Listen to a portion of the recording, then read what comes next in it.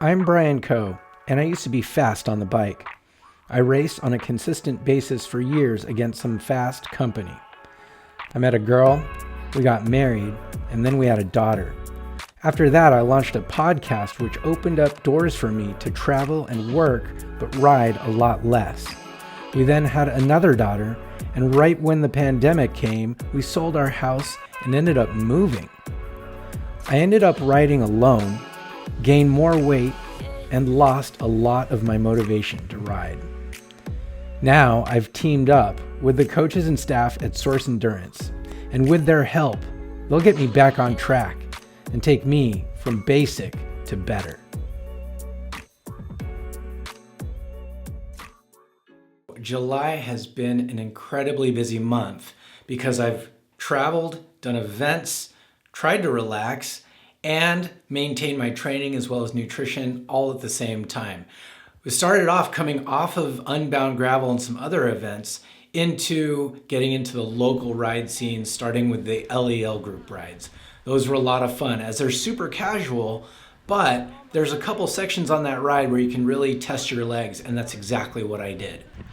So there's one section of the LEL group ride that's called Stud Loop, and it's very up and down, as you can see in the upper left-hand corner of the map. And it's the only real section of the ride where riders tend to really go for it, because at the end there's a bit of a regroup spot. I kind of made the mistake of being in the back part of the group, which, as you can see, that road is very, very narrow, and when cars are coming the opposite way, you've got to move over. It starts out on a descent, so as you can see, the speed's quickly picking up, 25, 26, 27, 28 miles an hour, and it's hard to sort of navigate through people once you get through to the front. And at the front, the people who are already there were primed and ready to go.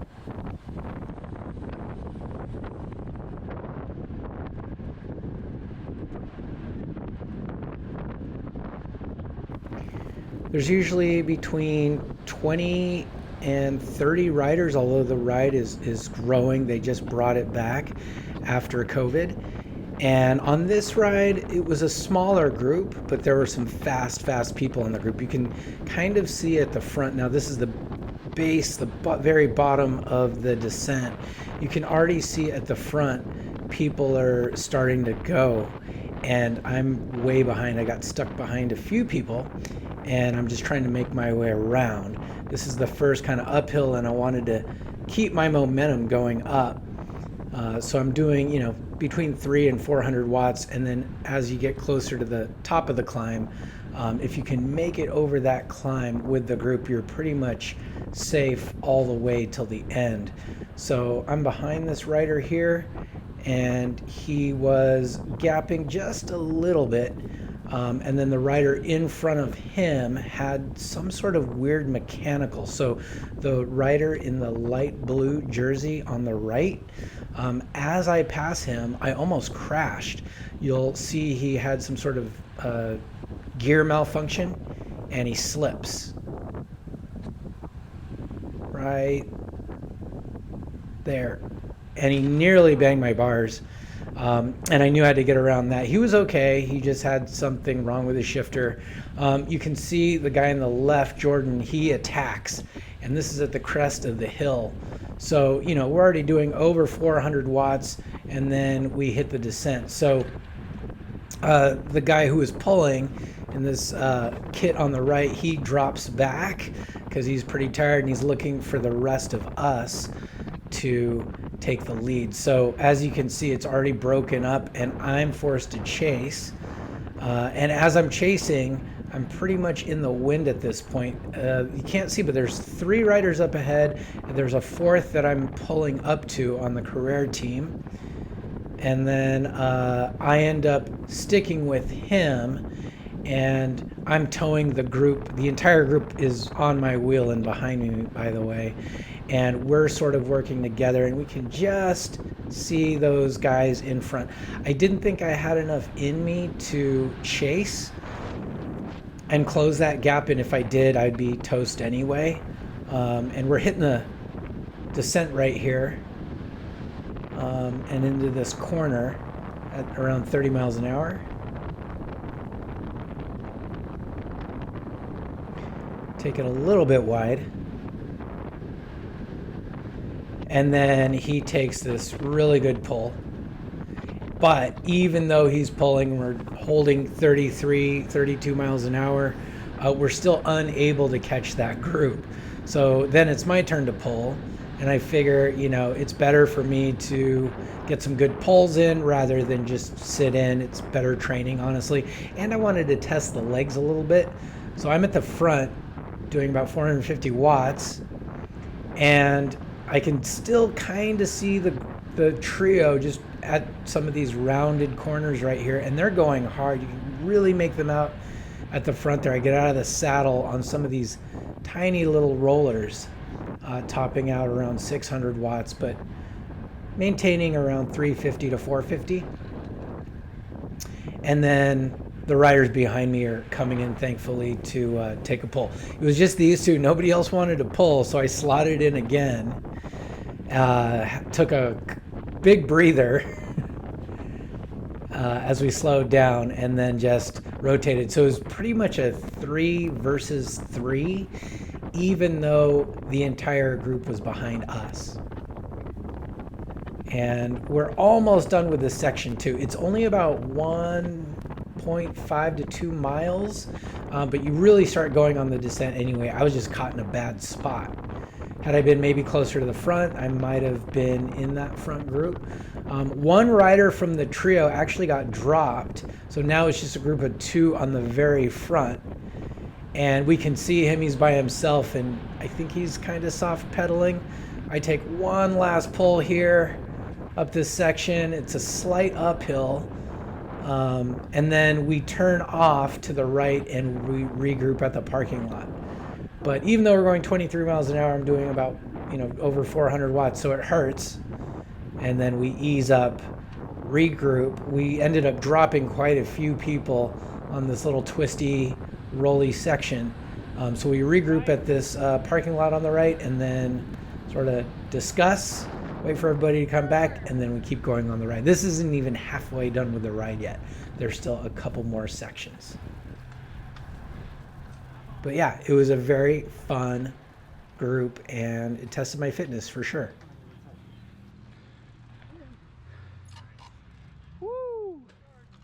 After that, we went to LA for a little bit of family time, but I also got to do some gravel riding in the Verdugo Hills, which is a beautiful place to ride, and not many people know about it.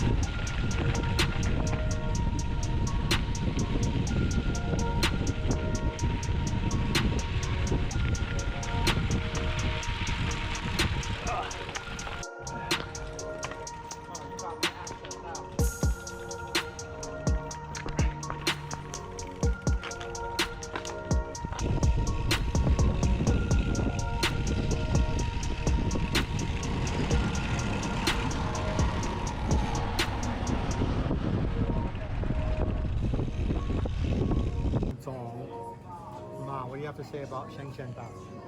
It's very good. I don't know.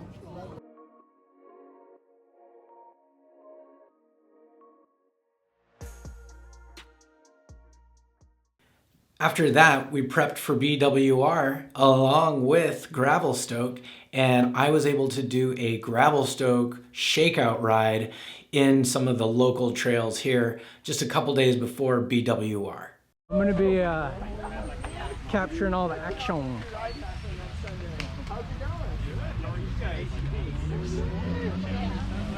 Absolutely. You know, Jason, for a little bit, I figured you'd be on the front end. It's so disappointing. What's up? Come on. The tires are so wide, I'm going to do it. Up and that's how fun. Yeah, 5 years on one team together.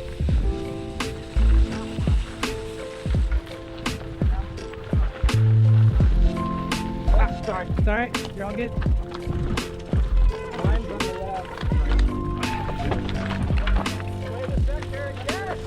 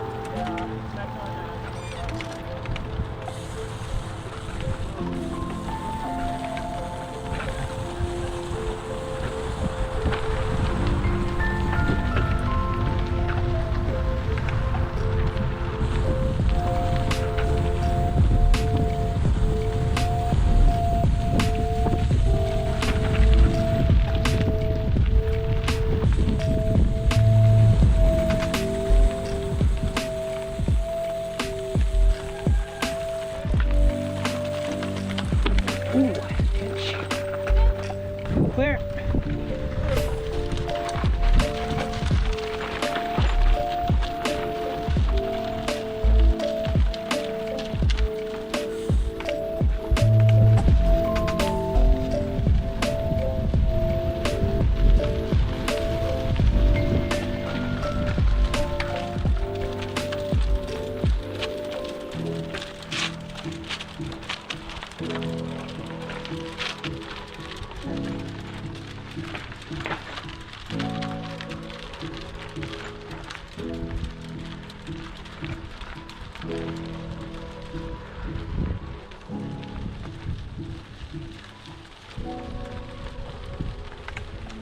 Video.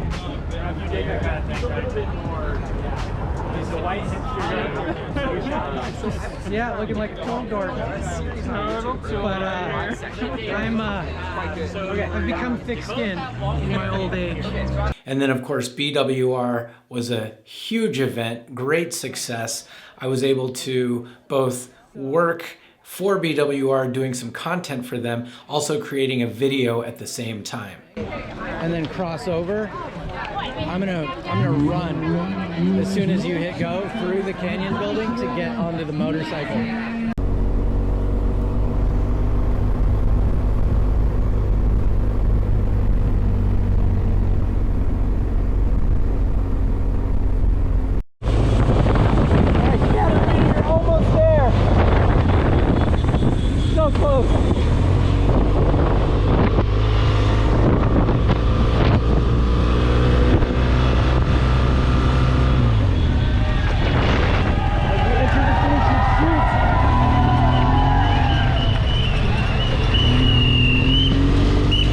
After that, I headed to Texas for some downtime, which became a little bit challenging because the food, the travel is not really necessarily helping my diet, so to speak. Also, I didn't bring my bike with me. I was strictly there just to relax and have fun.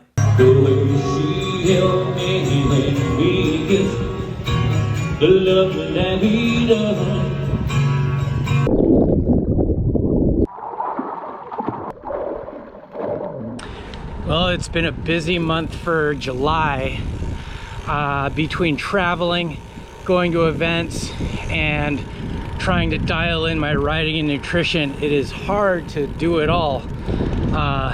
And so I'm slowly learning that fact. It's a case of 2 steps forward, 1 step back. On the plus side, the Veloworthy channel is doing really well. I'm getting some great videos, content, things like that. I'm traveling, I'm getting to ride my bike in places I normally wouldn't ride, And on the downside, even though I'm traveling, it becomes harder and harder to maintain consistency, both on the bike as well as diet. So I'm trying to slowly gain that back in. I'm back home for a little while, and then I'm off to Colorado next to go to Leadville and Steamboat Springs. So at least I know where I'm at. That's a good thing. The downside is I've gained about 2 pounds, which to me is a lot because I was consistently going down, but between all that travel and everything else, it's become a bit of a challenge. So I'll try and dial that in a little bit better. If you're interested in training or getting a coach, I highly recommend looking at Source Endurance. They're a great resource. They've helped me along the way. They've given me a ton of resources, and also it gives me a little bit of flexibility to juggle my life, but also juggle the strains of training, and I'm working that schedule pretty well. All in all, July was a very busy month, and I think that August is even going to be busier. I have a couple events coming back to back, Leadville, Steamboat, as well as Montana. And then after that, I'm going to be creating more content, more videos, all while trying to balance training. It's a little bit stressful and a lot of work, but I think I can do it. My training is going according to plan, albeit a little bit slower according to plan.